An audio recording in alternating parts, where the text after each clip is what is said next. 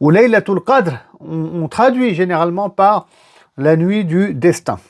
Et en réalité, il faut savoir qu'il y a deux, facettes, deux sens qu'on va retrouver dans le mot Qadr. Et il faut considérer en réalité les deux. Le premier sens donc, celui auquel on va donner le plus d'importance, c'est que le mot Qadr ici signifie en langue arabe le rang, l'honneur, la dignité. Quand on dit que quelque chose a du Qadr, ça veut dire qu'elle a de la valeur. C'est pour ça que certains traduisent cette nuit-là, ils l'appellent la nuit de la valeur. Donc c'est une nuit exceptionnelle, elle a été valorisée, honorée. D'accord? Donc elle n'est pas une nuit comme les autres. Et on verra effectivement dans un instant qu'elle vaut mieux que 1000 mois, quand même, cette nuit-là. Donc effectivement, tout ça car c'est en cette nuit que le Coran est descendu.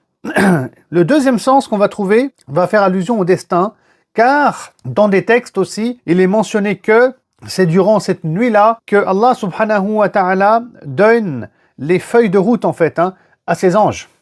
Ces anges ensuite qui font le travail sur terre. Car les anges, ils ont des fonctions spécifiques. On a des anges en lien avec la mort, ceux qui gèrent le climat, la météo, les tremblements de terre et autres. Donc il y a les anges de la tombe, il y a plein d'anges en fait, créés par Allah subhanahu wa ta'ala et qui ont des rôles spécifiques. Allah subhanahu wa ta'ala en tant que Rabb, Seigneur des mondes, il fait donc fonctionner ce système que lui-même a créé, Allah subhanahu wa ta'ala, d'une certaine manière. Et dans cette manière de faire d'Allah subhanahu wa ta'ala, on a les anges qui sont en train de faire un travail en fonction de ce que Allah leur a ordonné de faire. Et donc, c'est dans cette nuit-là qu'Allah va donner ses instructions, surtout aux anges de la mort, en fait.